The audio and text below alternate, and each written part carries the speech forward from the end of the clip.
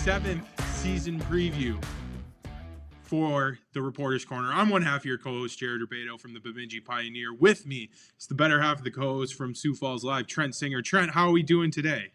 I am on cloud 9 because we just wrapped up probably my favorite season preview episode, and we got to talk some Huskies, man. Yeah, it was a good one. And we're not going to dive too deep into the intro because I believe we went for like an hour and a half with the two of the better representatives from Tech Hockey Guide and Chasing MacNaughton Podcast, Tim Braun and Matt Cavender. We chatted a little bit about the coaching change. We went over the roster outlook, a lot of new players in, a lot of players out.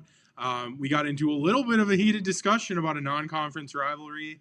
And then we talked about the league as a whole, the league at large, and where those two kind of see the top four shaking out and some sleeper teams. And we also let them address the haters, of which there are many, me included.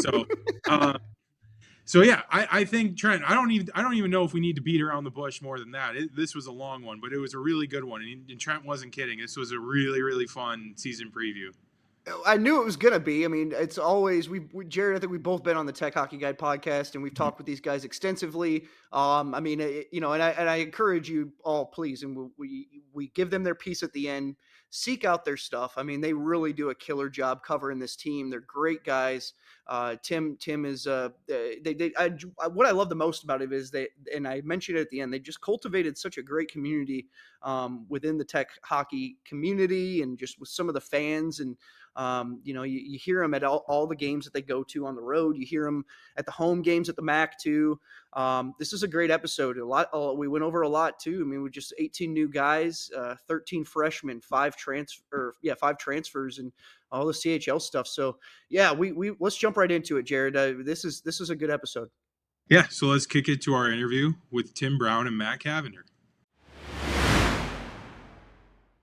All right, it's time for another season preview interview, and it's our second time we've had a duo on for these season previews, and who better to talk to about the Michigan Tech Huskies than two of our favorites from Tech Hockey Guide, Tim Braun and Matt Cavender. Fellas, how are we doing? I'm good. It's Friday afternoon, so work's almost done, right? Season's almost here. I had a full day of substitute teaching, and I found out that it actually does work to put up like Subway Surfers behind you while you're like giving directions. So that's where I am today. Before we get into this a little further, I do want to point out, and you guys who are listening to this probably can't see it, but Matt Cavender's title is CCHA's CEO of New Metal. Matt, I need to know, when you're substitute teaching classes, are you indoctrinating the children through the art of New Metal? Everything I do is indoctrination, all right? I need you to know that, first of all. Everything I do to the children is indoctrination. Everything all the other teachers do is indoctrination. Everyone's got their own agenda, and I'm advancing mine in every way I find. Just wait till the wrong segment of the hockey community finds that. And that'll take 2 seconds. And here I thought us talking about pro players and college hockey at Bemidji State was going to be the most controversial topic on the season preview episode. Yeah, no, but it's me indoctrinating the kids into thinking corn is cool. But a substitute teacher pushing indoctrination agendas on the children. We are 2 minutes into this interview. 2 minutes, but good stuff. For those of you familiar, this is what just one of those days. For those of you familiar, this is what a Chasing MacNaughton podcast episode is mostly like. 80% hijinks, 20% actual hockey talk, but it is a good time. And these fellas do a really, really good job of putting together an awesome blog and show.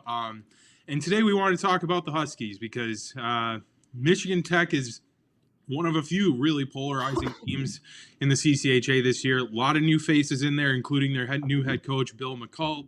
I think we'll start there, Trent. Obviously, the coaching carousel in Houghton this summer was a little interesting. Tim, you were all over it. You had your fingernails in that one very early on. Just start with that process and how we got to a Bill McCult roster here to go into 2025-26. Yeah, I know all of us at Tech Hockey Guide were ready for the off season, and then this all happens, and everything completely shifted from a couple articles about some transfers to having to write a bunch of stuff, and I, all of us were caught off guard by the change because of the way it happened. Like the whole fact that Joe gets let go in the same press release that they announced Bill as head coach. But once that happened, like the process was pretty good. I did make it up to Houghton for the press conference for Bill, which was short and to the point. But all the media got a chance to sit down with Bill and Suzanne to talk through the process, and the way they handled it was a little odd because I think they wanted the press conference to be about Bill and not a bunch of questions about what happened to Joe. But yeah, it was a very interesting time for the program, and at the same time, I think with what Bill's done, there's nothing but excitement in Houghton. Like, I know there are a certain segment of the fan base that's very frustrated with how things ended, and I don't blame anybody for feeling that way, because it is a little uncomfortable to let go of the second winningest coach in Tech history the way they did. Yeah. But the more you talk to Suzanne about the process and how uncomfortable it can be for the student athletes when you have that job opening of what's my future, what am I going to do, and then the whole portal that exists now. Suzanne really just wanted, like, once she made the decision to move on or consider moving on from Joe, she just decided to keep it extremely quiet. Like, I don't know anyone outside of Bill and Suzanne that knew before that press release went out, other than Cal, who had to make the press release. Like, which to me is just absolutely incredible, because for those of you that know, like, having an autistic hyperfixation on the Huskies is almost requisite to being a Michigan Tech fan. And it is incredible that our entire community, including our staff, had no idea until the bomb was dropped on us. But overall, I'm absolutely with Tim.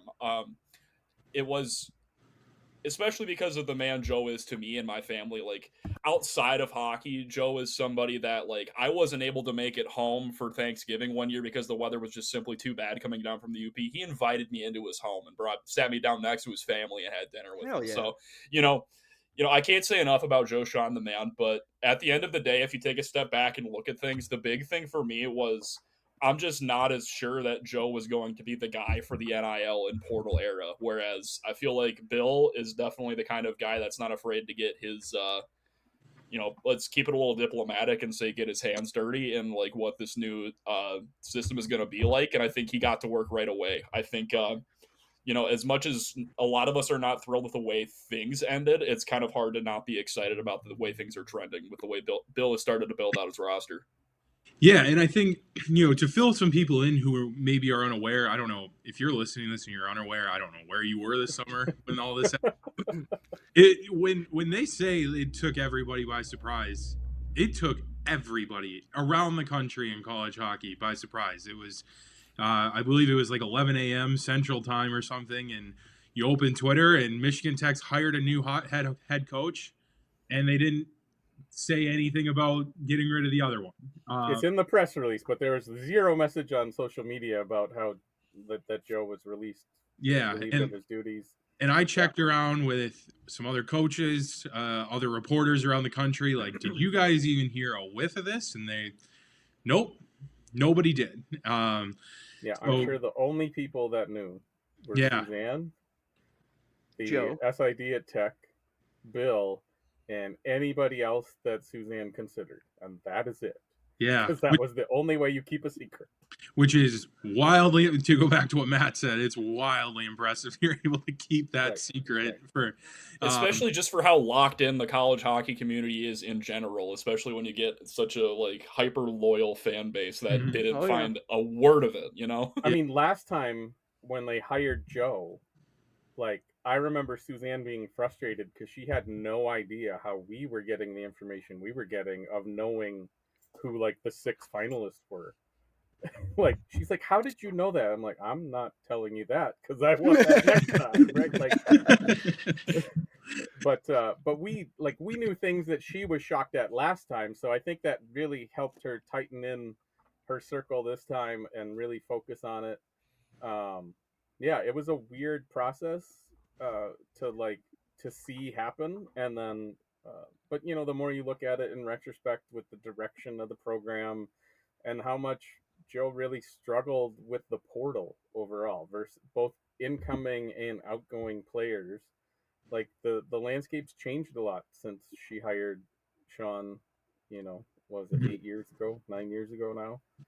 Yeah, And Bill is just way more suited, I think, for the NCAA landscape we have today.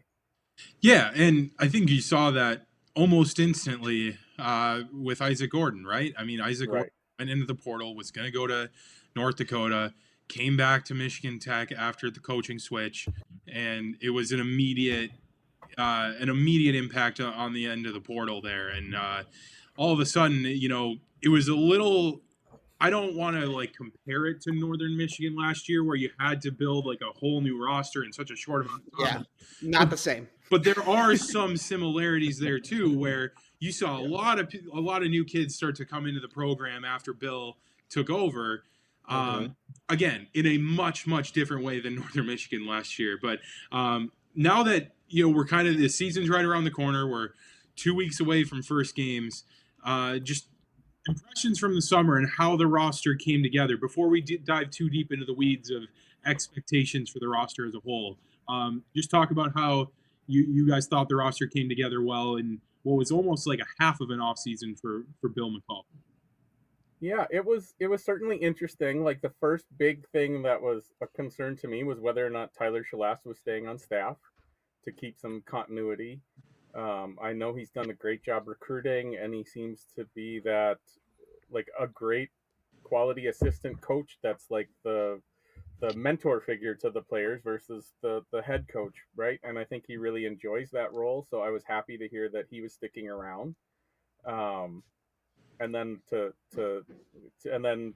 Bill's bringing in an assistant with him from Lindenwood who played at Minnesota State and I believe it was New Hampshire in Benton Mass.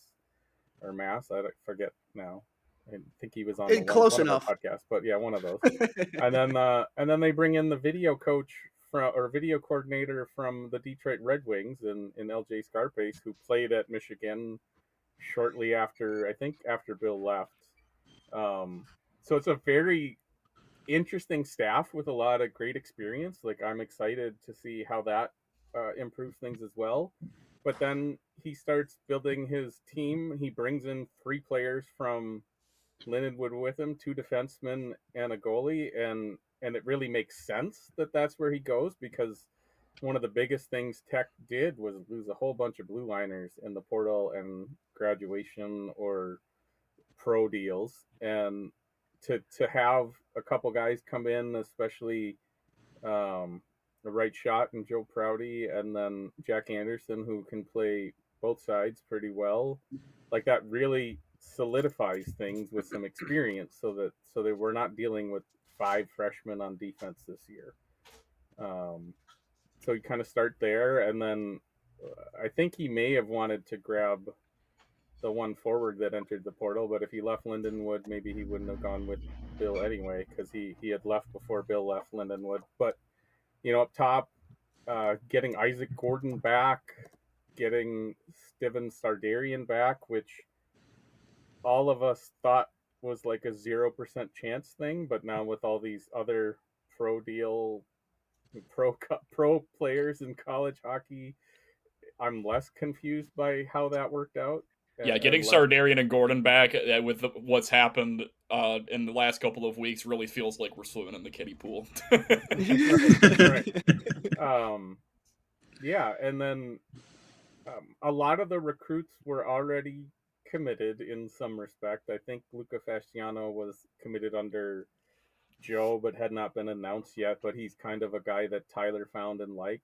That from all indications from the work that's gone on at practices so far, is I wouldn't be surprised if he's a top 6D man to start the year, and contributing because he's on that right side and can handle it. And then getting Kalen Parker, Taden Trembecki, and getting Rylan Gould to come in a year earlier than he originally planned. Like, those are three big pieces for this team. And they all kind of go together. We had Taden on the podcast this week. He played with Kalen previously. Both of them played together. Both of them kind of convinced each other to go to Tech, and they're roommates now. So that's a good thing. And then, Rylan Gould is a big piece for this team, probably slots in at center number 2 right off the bat. And then if you get him, with some combination of like Gordon or Braden Bame, another freshman on the right, and then Elias Johnsson or Taden Trembecki on the left, or even Sardarian, like I see 3 solid lines of scoring right now, depending on how these freshmen turn out. That's my outlook as well, because when you think of the Michigan Tech Huskies of like the past like half decade or so, you definitely think of like defensive slog kind of hockey games that'll end like 2-0, 3-1, stuff like that. But we seem to be getting a lot of scoring coming in, at least from the sources that Bill was able to recruit from. And that I found that to be just kind of interesting. I felt like this offseason had just as much potential to just tank the team and have us almost end up in like a Northern Lights situation like you guys were talking about, where we would have to really rebuild the roster from the ground up. And even though there are a lot of new faces come in, be it through the portal or through the CHL floodgates opening, I like a lot of the names that I see. The one thing that I thought was kind of interesting is that now Tech is carrying 4 goalies, but one of them is Bryant Lee, who's a local kid who played at Houghton High School, and he kind of just rounded out to be a third goalie last year. And if he's fine with really like not having a scholarship and just kind of like having a roster spot for practice, then I feel like everyone is kind of at a benefit there. And well, I do want to. Dad's an employee, so he gets like free school anyway. Oh well, there you go. Yeah. I do want to just kind of give a quick breakdown. It is 18 total. It is the most in the CCHA, but like new faces, like these two have referred to. I mean, there is a lot of talent amongst these newcomers. There's a lot of guys, some transfers who were impact players. There were 5 transfers total, 13 freshmen. And I'll break down a few of the guys they lost. Logan Morrell, 21-point guy, is gone from the forward group. Matthew Campbell, who always stood out to me as a solid defenseman, gone on, also transferred out. After a 12-point season, he went to Merrimack. Chase Pietila is gone, 22 points last season. He's now in the Pittsburgh Penguins organization. I believe he's AHL, right? He hasn't made enough money yet, so he could come back, maybe. Right? And then also Jack Works is worth noting too. He was a 15-point guy last season, had 10 assists. Derek Malahy, another guy who was a pretty good contributor last season. He played in 21 games last season, and he was pretty solid. The first thing that stands out to me, guys, this goalie group is deep, and it might be the deepest in the conference when you look at it. They bring in some good goalies. I'm curious to kind of get your we'll start with you, Tim, and then I do want to kick a question over to Matt about maybe a guy who he likes in terms of being a points leader. But Tim, this goalie group, can you sort of break down what you see amongst these guys that you have that you're sort of looking at this season? Ryan Manzella came in last year and did an amazing job in the second half. He got off to a very hot start, but I think it's easy to say if all the 4 goalies are healthy that he is third, and he's going to have to wait his turn maybe till next year, or maybe he gets an opportunity because something else happens. But I think he's clearly third. And then you've got Max Vernon in his senior season here. Has never really gotten the opportunity, whether it was because of Blake Pietila or injury, to be the number 1 goalie. And there's the opportunity for that to happen right now. But I have to think, because of the connection to Bill McCult, that Owen Bargasiewicz is the number 1 goalie to start off. But it could be a 1A, 1B where they're doing the Owens Friday, Max's Saturday type thing for the first month and see how it goes. It's hard to say because obviously, like, I didn't even get to watch the inter-squad scrimmage that they did a couple weeks ago, or a week ago now. But like, that's how I see it. I think it's Bardo's net to lose, but I also feel like at least for a while Max is going to get a chance, and he deserves that chance. I find that interesting too, because you talk about how awesome Manzella was, at least in that January stretch in the second half last year.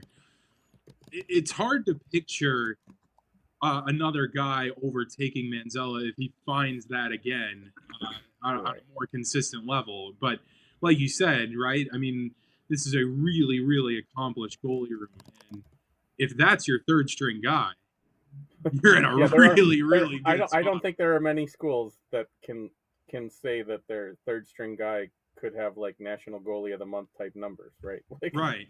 Yeah. Now, how often do you need a third string goalie? Well, unless you're like State, it's probably not as much as you know, or you have a season-ending injury like we had with Max. So I don't know if I would personally say that, like, if you were to pick a top two tandem, if we're going to find any better than St. Thomas has this year. I'm very high on Aaron Trotter and Carson Musser, but if there is a goalie room that could make it an argument, it's certainly this one. And I'm curious too, because you guys have been beating the Max Viranen drum for years. Even when Blake Pietila was on the team, it's like, hey, let's give this guy some more run. We have a life without Blake Pietila ahead of us. Like, let's figure out what we got a little bit. And it was so tough to see him. You know, he got the net last year, has the season-ending injury. It sucks when kids have to go through that when it's finally their time. But I'm hoping he stays healthy this year, because even in short order last year, he had a .920 save percentage, a 1.74 goals against in 4 games. It's a really, really, really promising small sample size from last year. But Trent, I'll let you finally kick that question over to Matt.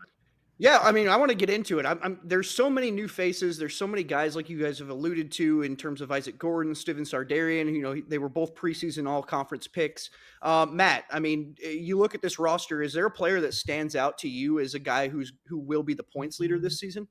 So prior to the coaching change, just to kind of take it a slightly different direction, the guy I was most excited coming in was Matthew Van Blaricum from Muskegon. I really thought he was going to be, to borrow a phrase from our staff writer Nathan Sema, like one of the most like explosive recruits Tech has had in recent memory. And I still think he's going to be a great guy, but whereas I thought he was going to start off like maybe second, maybe even first line, I see him as a third liner on this team, which I think is just incredible. I think when you see when you look at our roster, I think it's hard to not see Isaac Gordon, with the statement that he made coming back from North Dakota, not be someone you're going to see high up on the points board. I'm thinking Steven Sardarian is also going to have another great season. I think that there was a degree to which that he fell off last year. Maybe he thought he wasn't coming back. It was his final go. He was going to go back overseas, but now he's back. I think he's going to be a little bit more locked in. You should be pretty excited for what you see out of Sardarian. I was still a little bit surprised to see him as one of our preseason players of the year, but I think he's definitely going to be a guy to look out for. Who else? Let's see. Ryan Abrams should be someone to look out for. I think he's going to be a great one. Noah Reinhart, but it's just Elias Janssen too. Janssen was awesome second half of last year.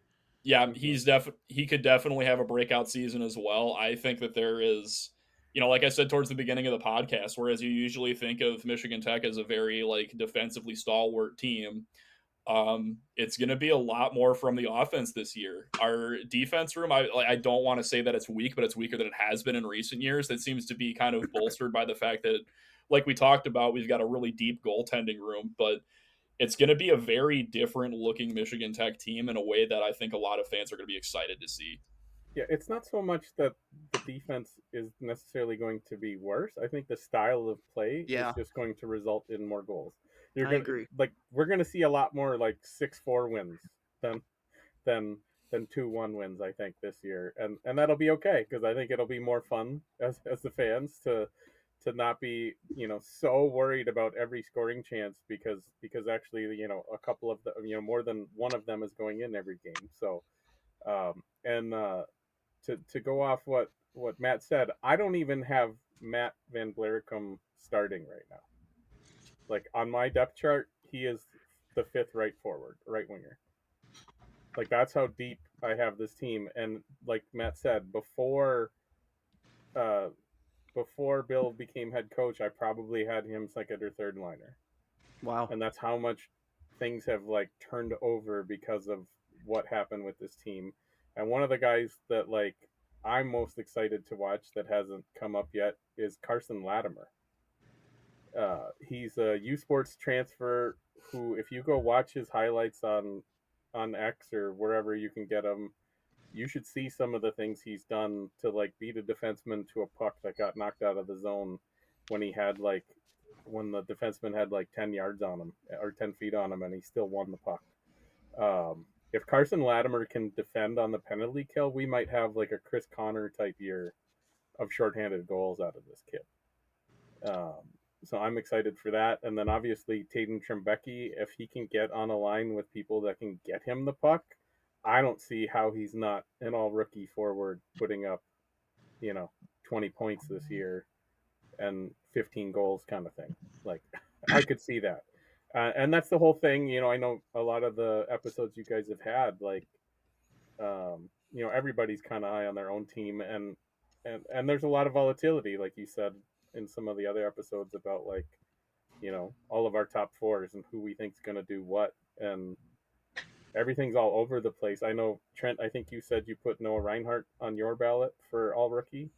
Yeah, I mean, but I was looking at points per game most Yeah. kind of, that was what I was locking in on the most, and it's such a crapshoot with Rookie of the Year. It is. It really is. This is the year. I mean, this is the year where it's going to be the hardest to gauge what these rookies look like too. How many do they have total in the CHL? Is it 9 guys? It's 11 with CHL experience. What is it? 9 they brought in and 2 from U think Sport. so. Yeah. Well, Fasciano never played CHL. He came Okay. from the NHL. Yeah, Gotcha. So So we usually ask about strengths and weaknesses, but I mean, you guys have kind of already touched on it, right? Like the forward depth is a huge strength. I think team Right. speed, explosivity, like Matt was saying, right? Those are all big strengths. Weaknesses are probably inexperience on defense, as we talked about. Goalie room is a huge strength. I think the biggest question on defense is how Crowdy and systems. Anderson transition to the CCHA, because they have a ton of experience and they're good players, but how are they going to transition to playing in the CCHA instead of that independent schedule? And then you're still like, basically you've got Ryland Braun. Tyler Miller has not been approved to get to play 100% yet. Like, he can practice, but he can't get hit. So you basically just have Ryland Braun and Kasper Vaharadio as experienced tech players that are back. And then it's Crowdy and Anderson. And then I expect big things out of Kalen Parker. And then Reed Andreessen, I'm expecting him to be QB2 on the power play, but I don't. But he, from what I have garnered from Houghton so far, Reed Andreessen, Noah Reinhart, and Michael Cicic are the 3 that probably have had the roughest transition to college so far. And that doesn't mean that, especially with a guy like Reinhart, that doesn't mean tomorrow the light bulb can't go off. Right. And that's one of those things where sometimes these guys, it's just a switch flip. I know that kind of happened with Ryan Abraham last week or the week before, where suddenly it clicked for him at practice. So who knows what's going to happen with all these guys. But the fact that I'm still really happy with the 12 guys I have penciled in at forward, even if you take out Reinhart and Cicic and Van Blericum and I guess Reed Davatella. I think inherently a weakness will be on the defensive side because when you really look at it, I mean, systems-wise, you're talking about just completely kind of overhauling things in a lot of ways in terms of Joe was such a defensive-minded coach. And, as much as that probably frustrated you guys when you were watching games at times, it won, and it won a lot. And I think what you're going to see differently is, like Tim alluded to, you're going to see some more high scoring games. This Lindenwood team is still so physical. When I got to see them last season, they gave Augie all sorts of fits. And I, I know the coaches in this league have nothing but respect for Bill McCall. Jared and I got to interview him as well. This is just going to be a different style of team that we're going to see. And I just think that what he's done throughout the offseason and bringing in some of these guys, though, he's corrected a lot of it. You also got to consider the fact that they lose one of the best defensemen we've seen over the last 2 years in Chase Pietola, who, I mean, was just, when I was on the show with you guys, I talked about, he was probably the best player on the ice against Augustana in both of their games. And he truly will be missed from this team. Now it's about, right, like moving on and finding ways to sort of fill those roles. And they still do have some, on the blue line. What do you guys, Matt, I'll kind of start with you. I mean, what do you like about this blue line that they are bringing back this season? What I like about the blue line right now is that I feel like it's just gonna be interesting. Like Tim said, it's gonna be different. It's gonna have a very different look. We're bringing in a lot of CHL guys, like Braden Beam. Is that how you say that? I believe Bane, yeah. Bane. Okay, but yeah, we've also got Joe Prouty, who is transferring in from Lindenwood, who should immediately make an impact on a team who's got a little bit more going on there. But I think that even though it's a little bit of it's a group that's going to have to deal with a lot of transition. I feel like there's going to be, the transition from a Lindenwood type team to a little bit more of a built out Michigan Tech type thing. There's going to be players that are coming in from the CHL that are going to have to adjust to the tempo of play in the NCAA. Like as we were talking to Trent earlier, it's just different. It's not necessarily good different, bad different, faster, slower. It's just a completely different way of life that a lot of these kids are gonna have to figure out. So I'd say what I like about it is just it's a question mark. I think that's kind of fun. A lot of times that we've gone into a Tech season, we know that they're going to be stalwart. I think they're still going to be good. I think just as Tim said earlier, it's going to be a different style. We're going to have to kind of get our brains into a mode to look at some 6-4 games rather than seeing the 2-1 games that we've come accustomed to over the years. Yeah. Sorry. Go ahead, Tim. Well, one of the other things too that's very different from last year is everybody that Tech brought in this year, except for Reed Andreessen, who's more of like a quarterback on the power play, is all at least 6 foot. Like Fasciano's 6'4", Jack Anderson's 6'6". Like we have some size this year that we haven't really had in the last couple of years because and skill with it. Whereas in the past, if we had big guys, they were a little slow, which created some opportunities to get called for penalties because we're getting kind of stuck. And I'm excited to see the defense do some knocking around and pushing people off the puck. That hasn't really been something we've been able to do other than, maybe Chase or some of the higher end guys. But I also don't see this team necessarily needing to play anybody 26 minutes a game anymore. Like, I think if everybody's healthy, you can be playing 18 to 22 minutes a game with all 6 guys or 7 guys, because it sounds like more than likely Bill's going to dress 7D and 12 forwards. That is a very, very good point that Tim brought up that I was very remiss to not talk about. Is I no longer feel like this is a group where we need to have Chase Pietola on the ice for a half hour every game. Right. And that was something that, I love Chase. He was one of my favorite Huskies I've ever seen, but it was also pretty measurable that the longer he stayed out there, the more his discipline would start to dip as he started to get more fatigued. Frustrated and fatigued. Yeah, as the game goes on, that's just frustrating to see one of your best players taking penalties, and then you can't even really blame him because of how much he's doing. It's kind of nice to see that a lot of that load is going to have to be spread around, and it looks like it's going to be spread around in a pretty decent way from the way the roster's starting to shake out. Yeah, and I mean, you guys, we talked about so many newcomers, right? It's 18, it's the most in the league, but each of you guys have to pick one, the number one transfer or freshman that you think will have the biggest impact on Michigan Tech this year. Tim, we'll start with you. Hot seat. I don't know how I can pick that. Like, you're giving me. Can I give you one transfer and one freshman? There you go. Sure. Go do it. All right, I'll do that. So I'm gonna go with. I don't know which one to pick. I'll go with Joe Prouty it's going to be Joe Prouty or Jack Anderson, because one of them is going to, and it might be the pair that ends up playing 22 minutes a game and just being the guys that shut down the end of a game. I don't know, but I'll lean towards Joe Prouty on that one, because I just think Bill is going to have a comfort level and a confidence level of putting them in those situations because he's had them before. And then on the offensive side, or the freshman side, I guess, which is all pretty much all offense. Andreessen and Parker, I'm gonna go with Taden Trembecki. Yeah, like I'm just so excited. With that commitment. I know we don't necessarily have a Cole Reshny on our team, but if anybody can find a way to get him the puck consistently, he's going to put it in the net. I've watched the highlights enough that, like, if he can find a comfort level with Ryland Gould or Ryan Abraham or Max Koski-Purdy, like, there's no reason he shouldn't be getting double-digit goals this year.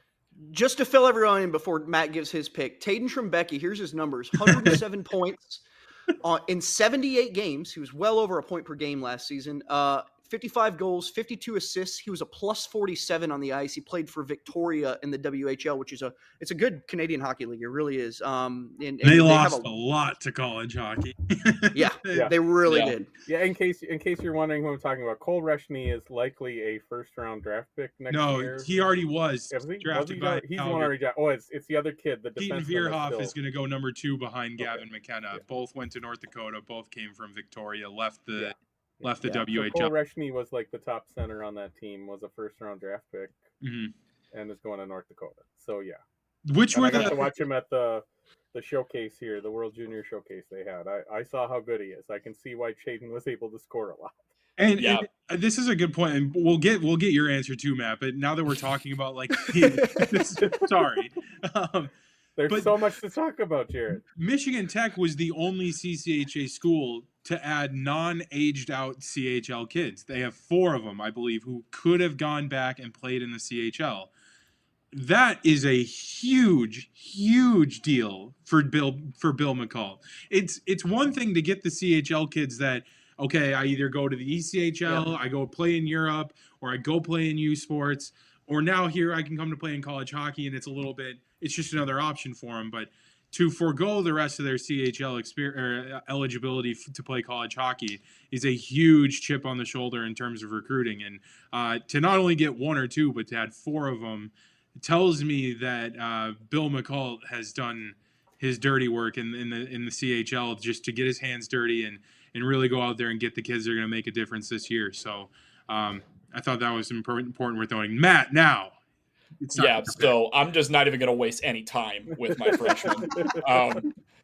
So, I mean, I don't even got to say his name at this point. But the thing for me with adding Trembecki is that I don't think Michigan Tech has brought in an offensive talent like him in a very long time. He is a very big piece of the reason that I have trouble keeping a cap on my expectations for this team. Like, I want to take this a step back. I understand that the CCHA is as wide open as it's ever been. You know, every spot outside of probably last, I think I could reasonably see like any team occupying. Like, that's just the kind of landscape that we're looking at. But when I look at Trembecki and what he can do if he can get one person that knows how to give him the puck, it just seems like he's got just unbelievable vision for the net, and I think he's got a very good chance to blow up the league. It's hard to keep a cap on that. We have not had since, like, Colin Murphy. Yeah, like, we're talking like when I was in elementary school kind of stuff. It's a long time since we've had a player that was like that. We're talking generational Tech talent. Right. We are. Like, I can't honestly think of a forward who has a better, like, scoring per, like, shot attempt number since I started paying attention. Yeah, as soon as our staff writer Nathan Sema heard he was coming in, he immediately said we should build the statue to Bill out front. He did not think he had a chance at a guy like that, and we're over the moon about it. But when I look at transfers, it's hard for me to not immediately go to Bartoszkiewicz. But that also comes with the caveat. You talked about how we've banged the Max Varanen drum. I think he's an incredible goaltender. I thought, and I feel for the kid. I think he's had a lot of chances to take over the net, and then it just unfortunately ends in injury or something ends up, and now he's a senior. But I no longer see it because going into this year, before everything happened, I saw it as his net. We're going in with Max. I'm feeling pretty good about that. But with Bartoskevich coming in, I feel like he's a number 2. He's going to have to really earn his spot. And part of me really feels for him in that. But again, like you guys said, I'm not going to complain about cheering for a team with arguably the deepest goaltending room in the league. Yeah, Bartoskevich, I mean, he was 8-20-1 last season on a Lindenwood team that struggled a lot. I mean, he had a 3.0 GAA, but he had a 919 save percentage, guys. That's it was one of the best in the country. He played 29 games. I mean, I don't know. And we've talked a little enough about this goalie room. I think Bartoskevich is the guy to start the season. He just has so much college experience. Varanen hasn't been afforded that opportunity, and I think he's going to have his say eventually. He's looked great every time I've gotten the chance to kind of see him play, and we've alluded to it too. Ryan Manzello is right there and played some key games for this team down the stretch last season. Was their guy kind of into the postseason with along with Derek Malahy.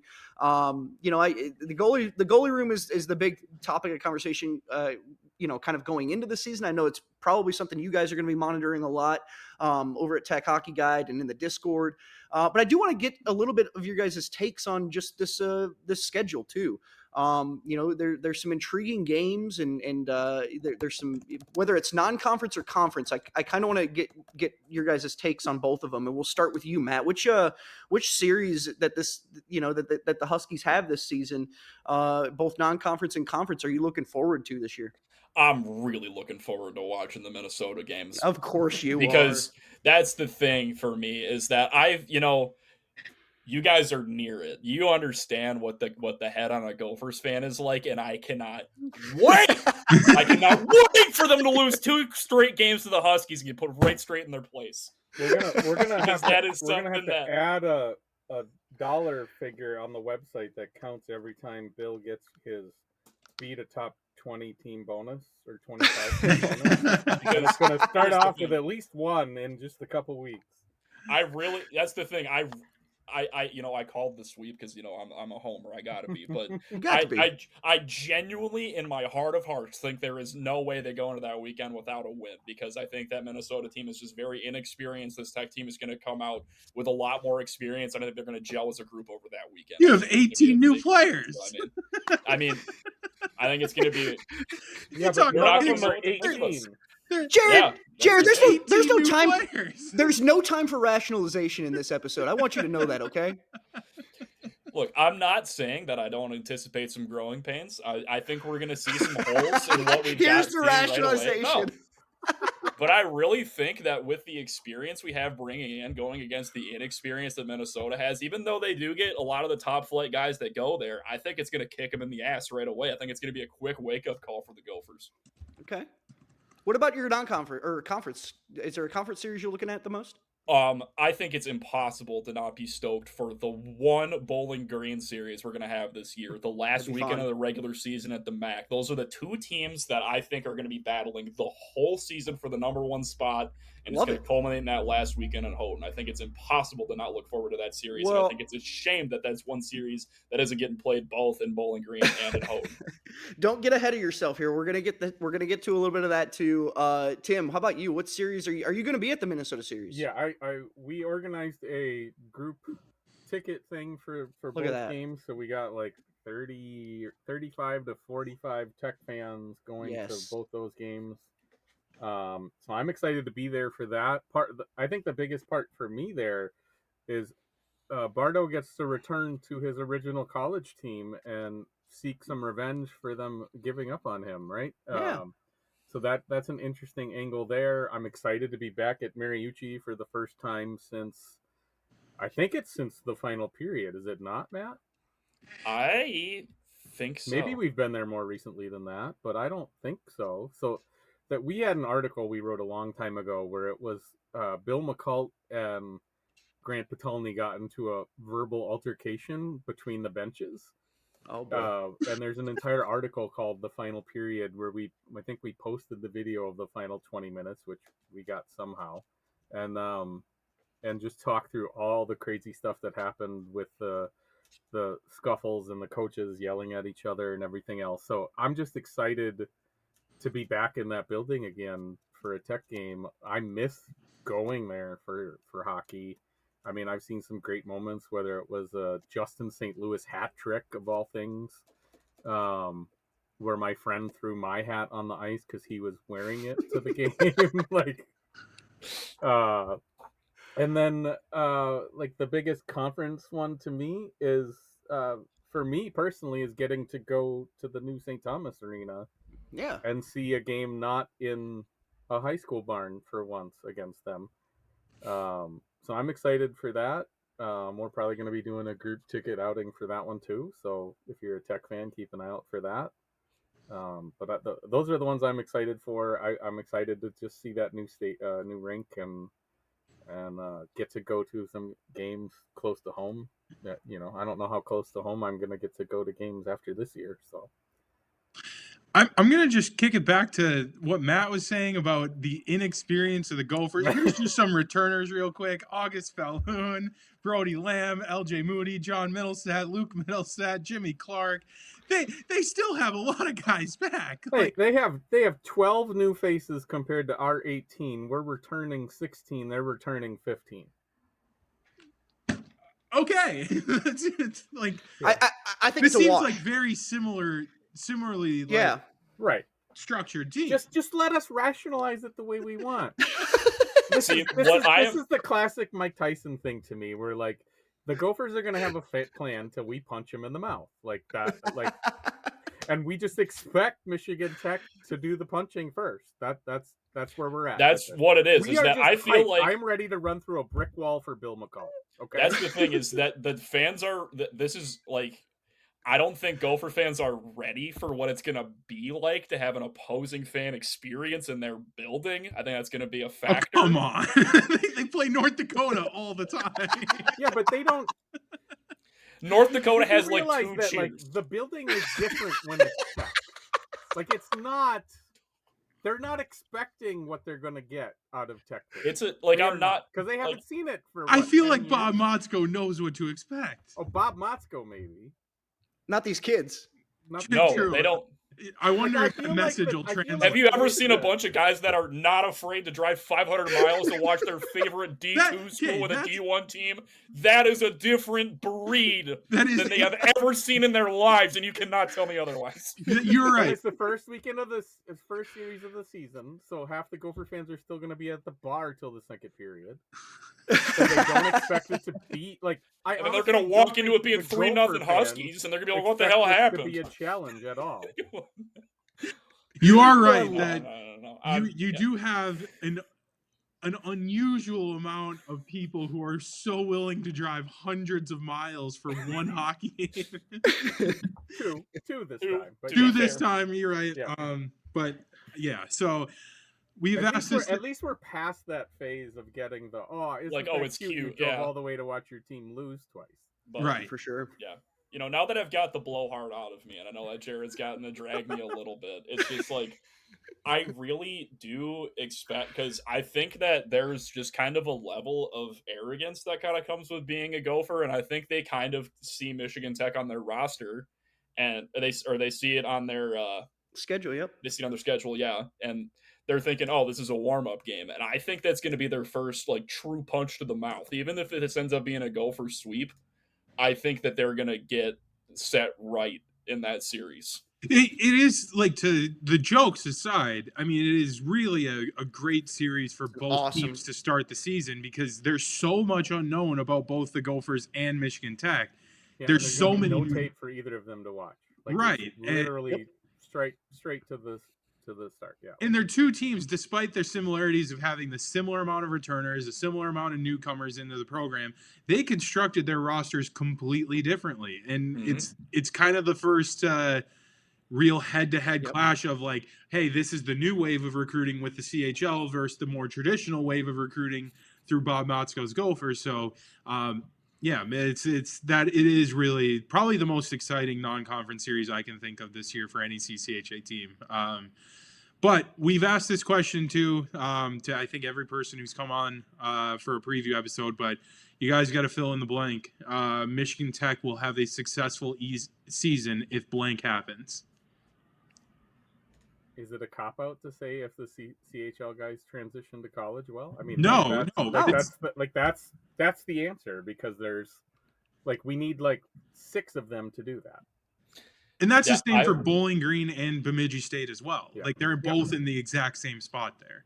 Yeah, and I'll throw the U Sports guys in there too. But basically, we're not really leaning on any of the NAHL, USHL guys. I think Matt Van Blericum and Reed Davatella can have a role on this team, but those two are more going to be counted on later in their career than as freshmen.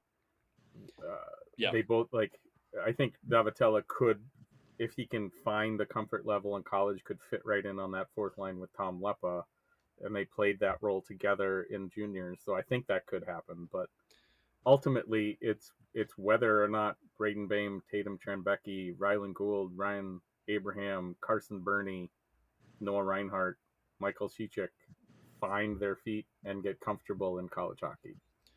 Yeah, I think Tim took the layup away from me. I really do think it's the CHL guys getting in there, because there are so many factors with that we don't even think about. Like we got out of Tatum in our podcast this week. Excuse me. But what we got out of him at our podcast this week is it's just different. It's a different style of play that they're all kind of getting used to. You don't know what struggles guys are going to have. And an X factor that I think about, even though athletes have more access to resources and education than a lot of Gen Pop students have, a lot of these guys were midway through last year thought that the NCAA was no possibility. They were like, all right, CHL career is almost over. We're going to go back and work at dad's contracting business. How are they going to adjust to having a full course load again? I think that's the same league wide, but the way that I would take it, the way that I would fill in the blank now that I don't get to have that one, is that I think that Michigan Tech will have a successful season if they just buy into McCult's system. If they are half as ready to run through a wall as the Tech fans are seeing how he's built out this roster, then we could see a very, very special year. I got two other answers that could also fit. I mean, you guys took the biggest two, right? It's if the CHL kids translate. It's if the existing and the newcomers are able to really commit to McCult's style of play. But I'll also throw this out there. Isaac Gordon really struggled at the beginning of early last season. And if he's able to have a consistent start to finish year, it just feels like the biggest catalyst for Michigan Tech in terms of having that elite top-end CCHA scorer deliver at that level for most, if not all, of the year.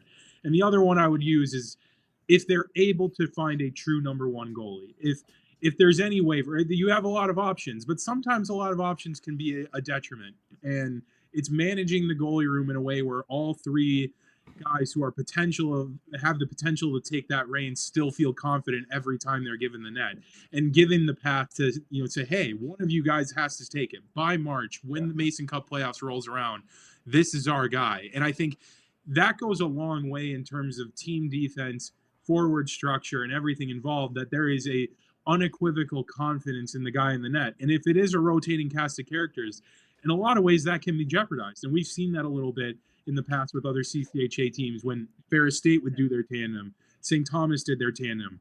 Sometimes it just looked a little discombobulated in the games that mattered the most. And so if they're able to establish a true number one goalie going into the Mason Cup playoffs, I feel like that is another huge, huge key in terms of having a successful season as well.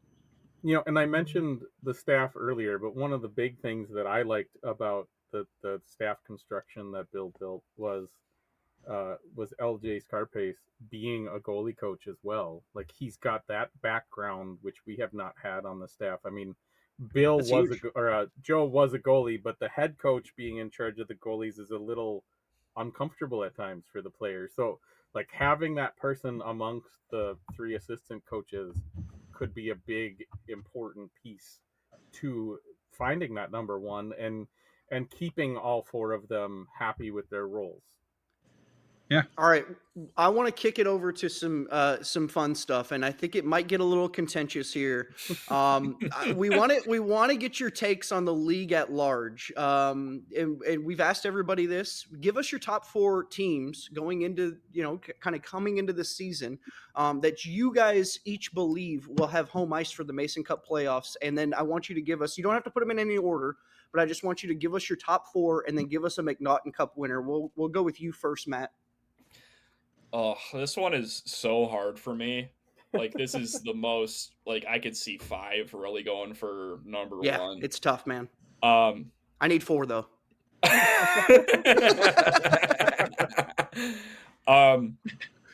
I definitely think Bowling Green's going to be in that group. I think nationally they're kind of being disrespected, and they have the number 1 recruiting class in the nation coming in, and that's not just the number 1 in the CCHA. That's the number 1 in the nation. That's a huge deal. I think they're going to be a lot better than a lot of people nationally are predicting. I think they're going to be in the mix for sure. I think Tech's going to be in there. I'm going to get my homer pick out of the way, but I really do think that if the CHL guys can work out, I really do think that they're going to be in, like, they're going to be somewhere between 1 and 3. So I think Augustana is going to be in there. Tim and I kind of talked about that on our own podcast over at Chasing MacNaughton.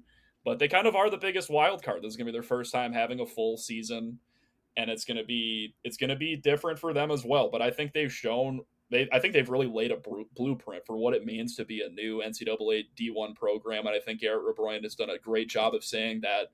When we had him on our podcast a couple years ago, he said that their guys hold the pen. They start writing the history. I think a lot of guys have really bought into that. I think they're going to really believe that in their first season. I think they're going to be a home ice team. And I am so ready for 4.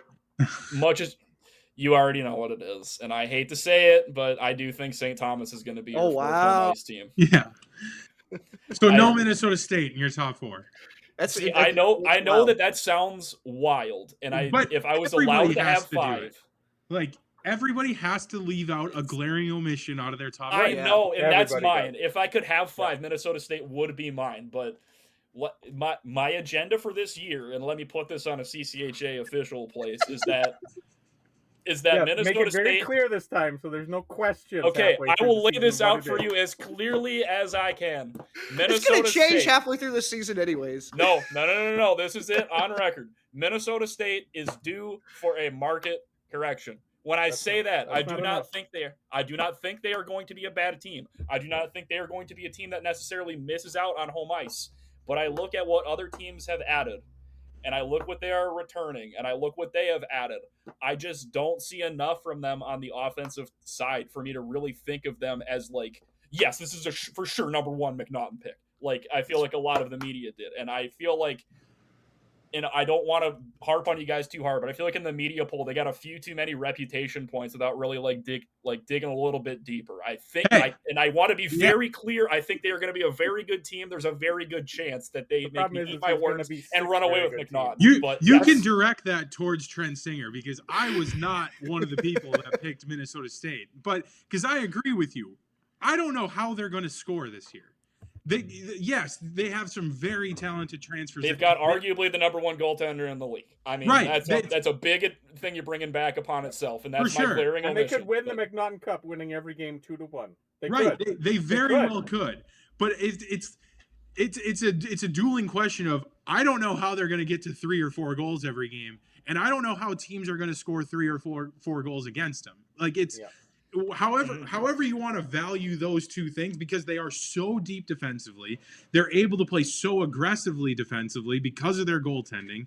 They're really well structured defensively, and they're the best team in the neutral zone in terms of their structure, and have been since Luke Strand came into this. Let's also not forget that a number 3 finish is a market correction for Minnesota State in this day and age. So I mean, it's not an outrageous agenda. I don't feel. No. But you just picked a 5, so. And I don't have them. I don't have my 4 in any order. And if I was allowed to have 5, they would be in there. It's just you're not allowed. You're not exactly. Allowed. Yeah. I'm not allowed. I'm not allowed. Did you give us your MacNaughton Cup winner? My MacNaughton winner is Bowling Green. My Mason winner is Tech. Hey, there it is. All right, I Tim, think you give can it flip to either it. one, but I think it's going to be between the two all year. You're up, Tim. All right. So my top 4 is Bowling Green, Michigan Tech, St. Thomas, and Minnesota State. I couldn't bring myself to put Minnesota State 5th on my ballot, but I did put them 4th. And I am not joking when I ripped on the Chat and Mavericks guys where they were like, got any questions? I was like, why are they going to finish 5th this year? That's what I asked. Because or why are they not going to get home ice? I think is what I specifically said. Because I just don't Rhett Pitlick isn't showing up after the media poll this year. That's not happening. That we know of.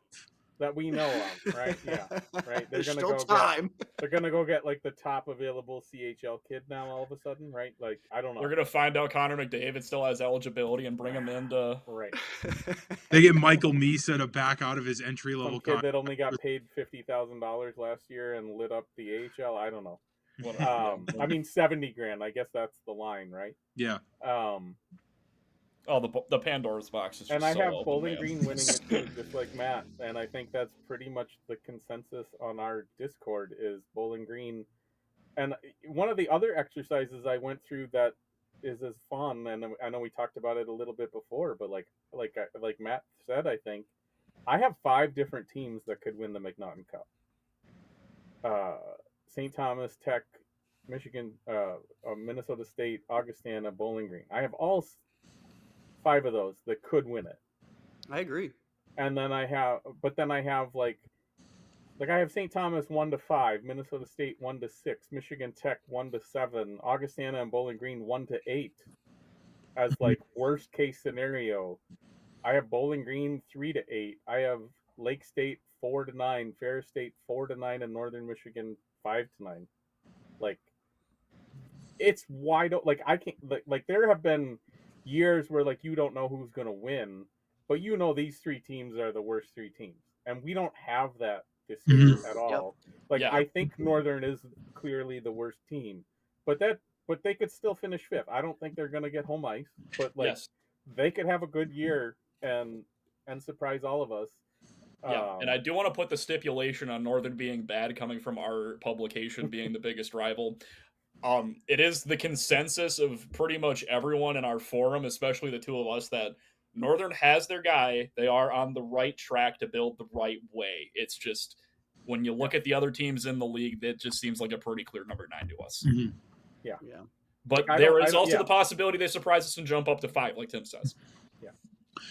Which CCHA team or teams make the NCAA tournament this year? Tim, you can start.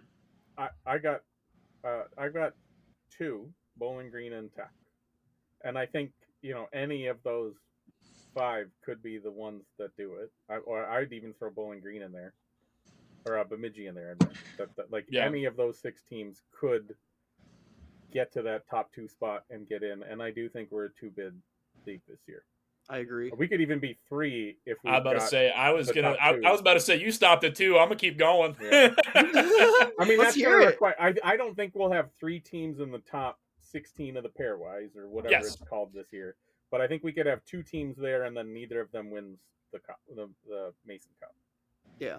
Yeah, see, what I was thinking is that there's definitely the potential that Michigan Tech and Bowling Green have the kind of season that Tim and I are kind of expecting them to have, and then somebody like an Augustana, Minnesota State, a St. Thomas comes in and wins MacNaughton, and suddenly we're a 3-bid league. Or not MacNaughton, Nason, we're a 3-bid league at that point. So I'm just going to call my shot now. In order to make retribution for my last year's agenda, I'm going to say that St. Thomas is going to be the 3rd representative of the CCHA in the NCAA tournament this year. Okay. Now that they're allowed, right? Now that they are allowed, I think that's going to put a chip on their shoulder that they can do it. All right. This is another fun one, too, because I the bottom of this league, and we've talked a little bit about it. You guys have alluded to Northern a little bit. We've left out a couple teams, and I'm curious to know, is there a sleeper in that bottom half? It's Ferris State. It is absolutely Ferris State.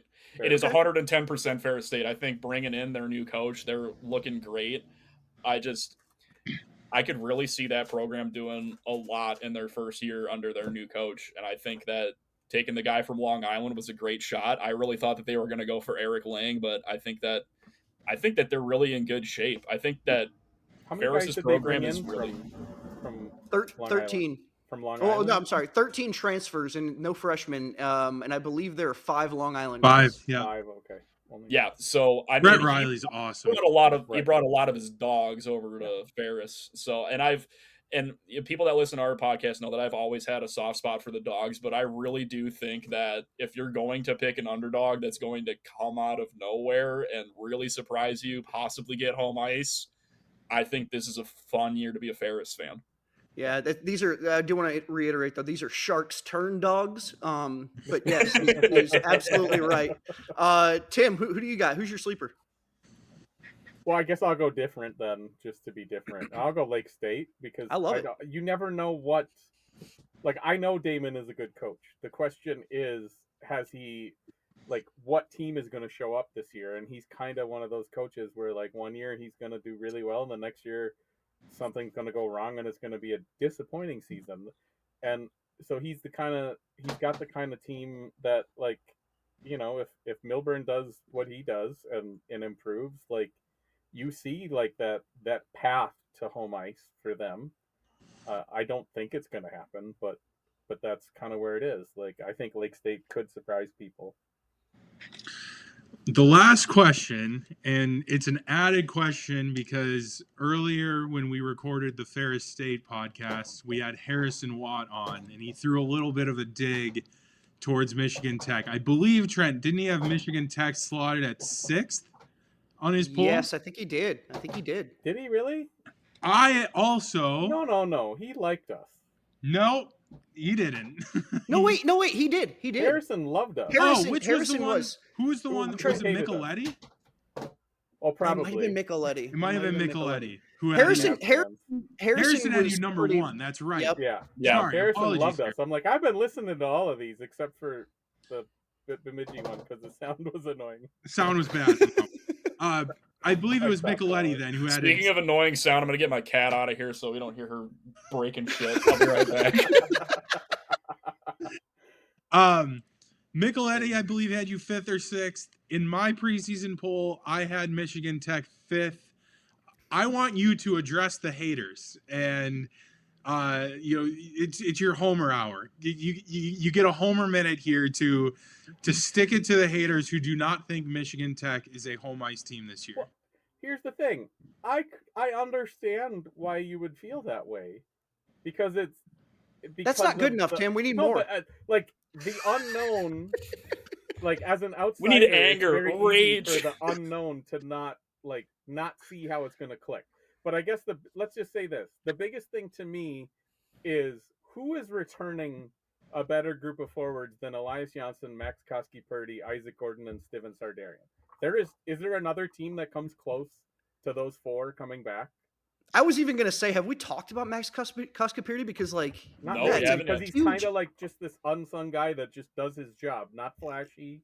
Augustana brought back a lot of forwards, and there's a lot of, like, a lot of games played and a lot of depth there. None of those guys are like, but none of those guys are like top line guys, right? They're like the Vegas Golden Knights when they won. They had like a bunch of second liners, right?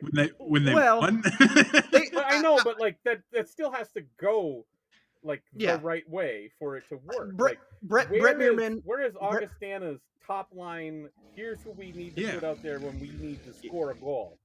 Brett Meerman and Hunter Bischoff are both back, and they were the top point getters last season. I mean, they lose Luke Mobley. You're 100% right. Like, they lose their best goal scorer from the last 2 seasons. But, these were guys who were sophomores last year, and they're juniors now. I can tell you, they're still, relatively young in some spots, and they only have 3 seniors, I think, on this team.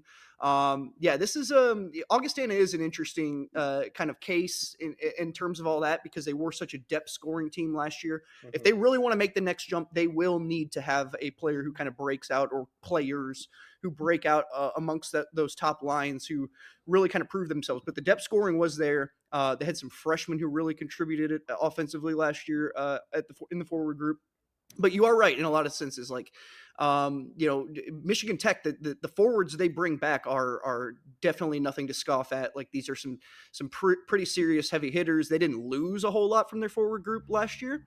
Logan Morrell, you're talking Jack Works. I mean, besides those two, you bring back like the bulk of your scoring: Steven Sardarian, Max Koskapirti, Isaac Gordon, and Tom Lepa, if he can stay healthy, is going to be that hardened fourth line center that can shut down somebody else's top line. And he was out for all of the second half, and Joe talked so many times about what a big part he played in the team kind of slipping at the end, because you didn't have that guy to kind of be the shutdown center against the other team's better forwards. I will flip it around though and laugh at the fact that the media, I voted, but I did not vote for Sardarian on our team. But like, I laughed at the way you guys talk about Sardarian when he didn't even make it on one of the two teams last year. Yet we all put him, or enough of us put him ahead of like Brody Waters, even though Brody made second team last year. Yeah, but we also didn't get a vote in that. I would have voted. Didn't. That's true. I would have voted for Sardarian last year. Okay. Granted, I was surprised he didn't make it, but him. I was also not, because he tailed off so much towards the end of the year, and then all the other stuff happened.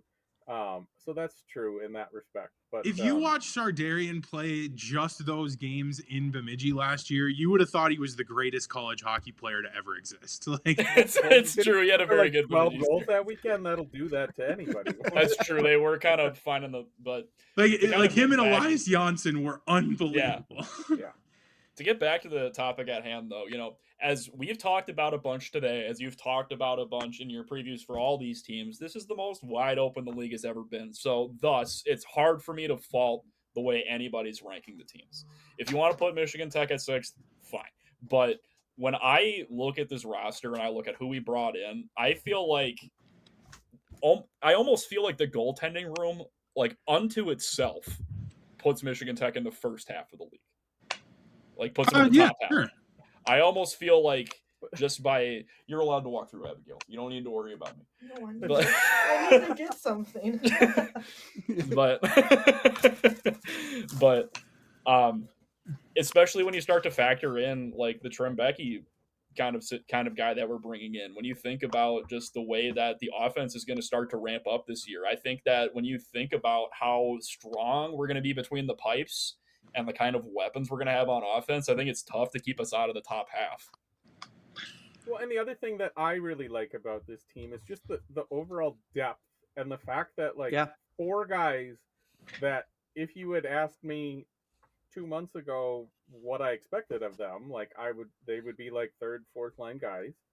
And now none of those guys, they're going to be fighting for a spot to like be behind the guy who's the next guy up. Like, there's so much depth here that like Trevor Kukkonen, Ryder Mader, Laurie Ryman, Owen Baker, those guys might not see the ice hardly at all because of all the depth if these freshmen pan out. Now, if a certain percentage of them don't, though, I still like the fact that Trevor Kukkonen's in a third, fourth line role versus what he might have had to do if we didn't have this change and he's up getting like second line minutes. And a guy like Trevor is the kind of guy you want at that fourth, fifth line guy that's like pushing everybody. Like, the quality of what we have pushing players to earn their spots is so much better than what we've had in the past. I to piggyback off the depth thing, and then we'll close it out. We can go forever, Jared. We can go. Nope, Trent's got a hard out in 20 minutes. I don't. Nick doesn't have to edit these, so we can just go forever.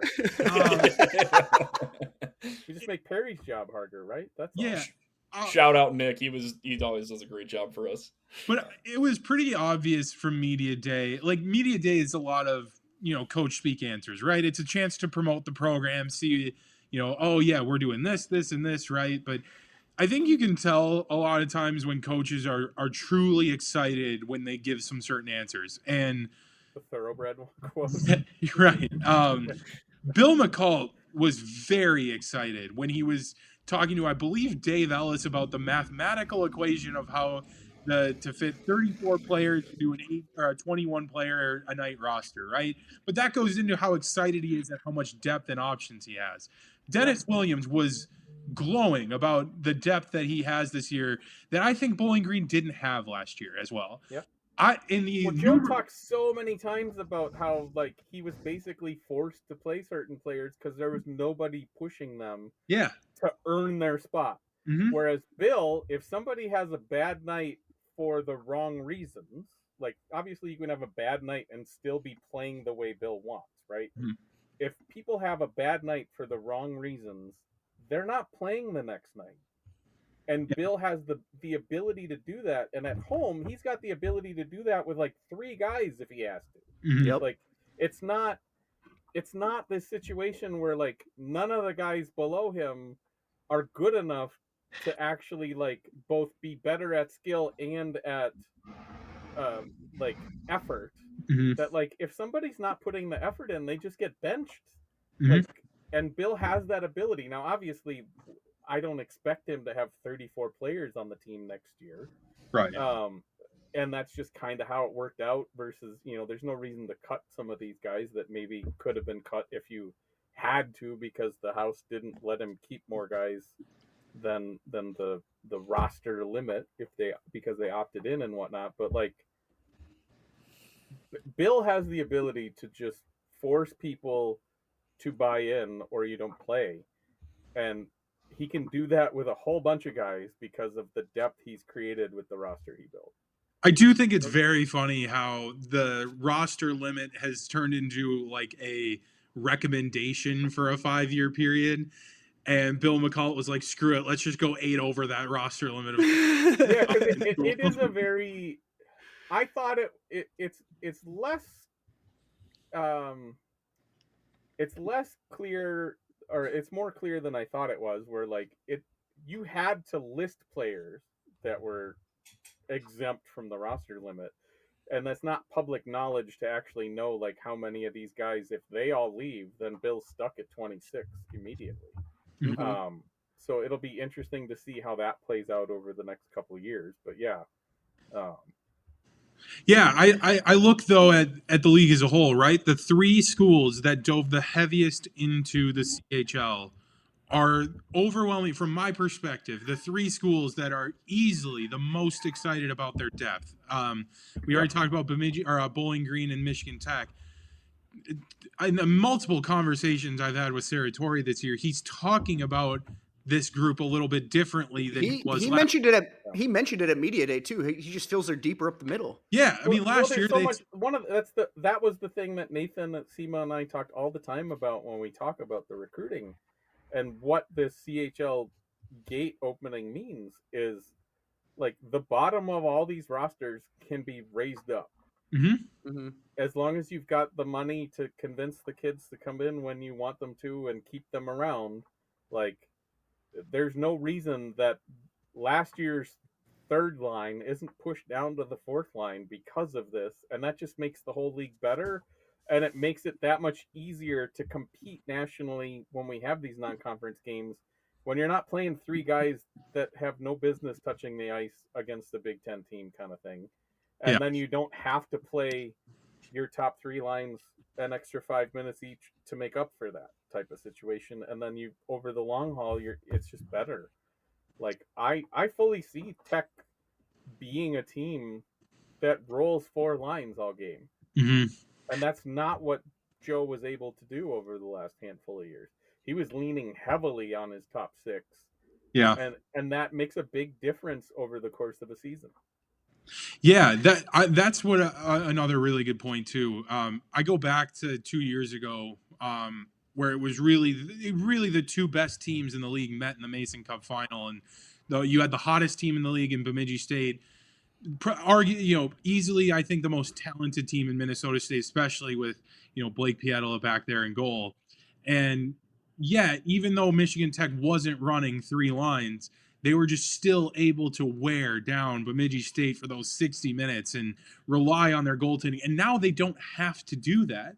And that was a team that made the tournament. Even if we look beyond the scope of just this upcoming season, if this is going to become the norm for CCHA teams to not only be able to comfortably run 4 lines throughout an entire league schedule, but also do it in playoff formats and playoff games, it bodes well for the entire league as a whole going into the NCAA tournament when they want to shed the one bid league, cape that they've had to don in the past few years. So, well, and I do think one of the things that if you look at some of the distribution of stuff, one of the things that I really like about the CHL stuff is the fact that Tech and Bowling Green and Bemidji bought in, whereas a lot of the ECHC has not.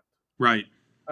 So like there's this clear opportunity for the CCHA to become to step over the ECAC as like that 4th league, and maybe take some of the bids they used to get and make them the 1 or 2 bid league instead of us. Yeah, and I think we're seeing in real time play out as just how enthusiastic CCHA coaches were about the CHL recruiting pool opening up.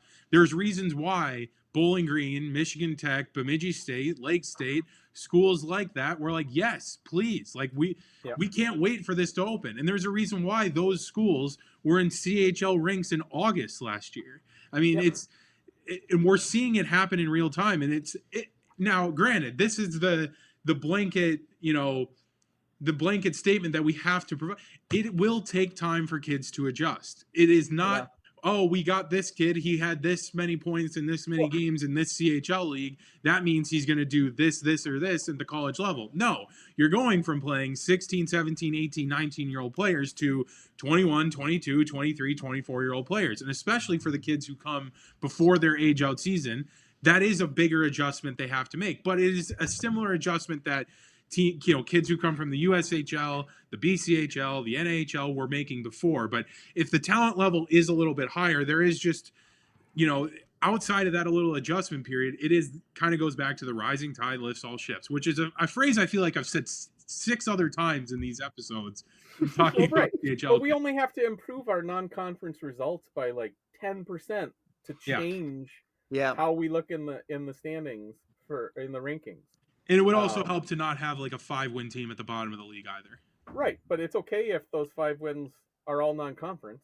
I don't think those are. I know, but like that's the bottom of the NCHC, right? Like Miami can have a terrible year, but they still win half their non-conference games. Right. So it doesn't hurt the conference nearly as much. Yeah.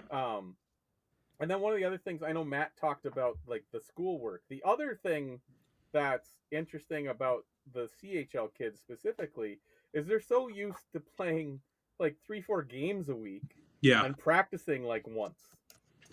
So that's another transition that I know, like when we talked to Tayden Trembecki last week and when I've had a chance to like talk to the coaches about stuff, like some of these players aren't used to practicing this much, period.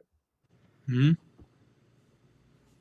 No doubt. Hey, you have guys, to see how they all transition, but like I fully expect like Ferris and Lake State and Northern to get more involved in this.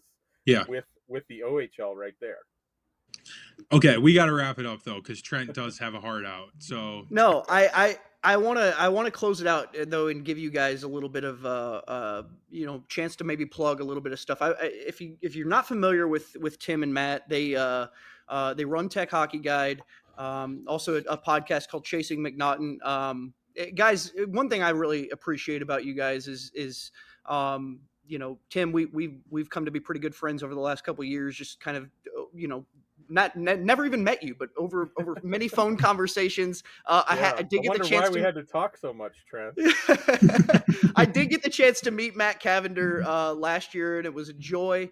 You guys, I really do appreciate you being a part of this conference. You've created an awesome community. You can't say enough about Tech fans, and a lot of it, this fan base that has been cultivated is a lot of the work that you guys have put in, and you guys have done it pretty selflessly too. Plug a little bit. What's it meant to you? And if there's anything else going on that you guys want people to know about, to reference maybe some fans who aren't familiar with it to go to, plug a little bit. And just, Tim, what's it kind of meant to you? We'll go with you first. Tech Hockey Guide I didn't start it actually. Brandon Morazak started it and asked me to join up. and now I've kind of taken over. He's still our publisher, but I run the business side and the small amounts of money we get in from our patrons and whatnot. But we have a Patreon at patreon.com/techhockeyguide where you can come support us because we're all volunteers. We all do this for free. We've added I think like 3-4 editors this year because we're a little tight there on getting everything out the door. I know I have to bug Matt a little too often with his ADHD to create deadlines for his brain to work properly with all of our stuff. So we're trying to help him out and get more people involved. One of the cool things that we're doing this year is with the Old Dog kind of taking a step back and writing a monthly Old Dog in Texas column covering our Huskies from like a columnist angle. We've gotten 3 writers. One's a former writer that's coming back, and then 2 new guys, the young boys of the UP, I guess I could call them. There you go. We are now doing what's called the Uper Scoop, where one day each week we're going to have an article covering Michigan Tech, Lake State, and Northern Michigan because our experiences with Northern Michigan's local newspaper has not been great. We decided that we could do better, so we're going to give fans of Northern the opportunity to see some better coverage for their team that's a little more focused with somebody that's a little more understanding of how college hockey works. And then once that happened, I decided we should also cover Lake State, and we got somebody set up for that. And it sounds like both of them are helping you guys out with your previews, which is pretty cool for us. So we're kind of excited to expand our footprint. And I know Damon was excited when I let him know that was coming for Lake State, because I'm sure he loves the idea of Tech Hockey Guide being involved, because I know he loved Tech Hockey Guide when he was an assistant at Tech. So it's very cool for us to take the next step and cover more of the league to give fans who want it. I know there are diehards for both those teams that want more coverage, so we're going to give it to them. Yeah, and just to talk about what it means for me for a second. So when I was in school from 2014 to 2018, I got to lead the Misfits from 2016 to 2018, and that was truly what I would consider to be the honor of my life. And I don't want to pump my own tires too much, but I kind of got it into a spot where we kind of had to revive the organization from the brink of extinction. Like, you see the images of Tech today where you see kids that's this incredible, intimidating wall of students. And that was not what I had. I had all kinds of rows that were empty. I had to do a lot of promotion, and my group and I had to do a lot to get the organization to where it is today. And when I graduated, being a Michigan Tech hockey fan is such a core part of my identity that it was a really great way for me to stay involved. I started editing while I was still in school because I realized that these guys are engineers. I'm here for communication, which I know is kind of wild, but I actually really loved Tech's communication program. But I got to edit a whole bunch of their things. It's helped me stay involved with the program. And just the way that we're ramping up is really huge. Tim has talked about our new guys doing content for Lake State and Northern. We're planning on having articles just about every week just about every day of the week this year. It's the most ambitious content schedule we've ever had. And it's just really cool to see so many people that take it take being a fan of this team as seriously as we do and want to engage with the content that we have. Yeah, no, that's fantastic. And shout out Diaz as well. I love Diaz. He is such a funny kid, man. And he's such a good sport when we all dunk on him. He's great. I love Diaz. He's a sweetheart. He really is. Well, I got to meet him last year too. Nicest guy. I got to meet Kellen too. I got to meet them all. I mean, they were all there at Augustana. It was awesome to have everybody there. Matt obviously was there as well. Got to try some tacos in Sioux Falls. We talked a little bit about that, and you guys can go back and just listen to some Tech Hockey Guide podcasts. I encourage everybody who's listening to this to go out, scour out for that information. He is the CCHA CEO of New Metal, and he is the old dog himself. They are Tim Braun and Matt Cavender. Guys, we appreciate you coming on. Thanks, guys. All right. Once again, thank you to Tim Braun and Matt Cavender for joining the show. And thank you to our producer, Perry Lascaris. Subscribe to the CCHA Show on Spotify, Apple Podcasts, or wherever you get your podcasts from. And subscribe to the CCHA on YouTube. Follow us on Twitter, @Trent Singer and @Jared Rubado BP. You can check out our work at BemidjiPioneer.com and SiouxFallsLive.com.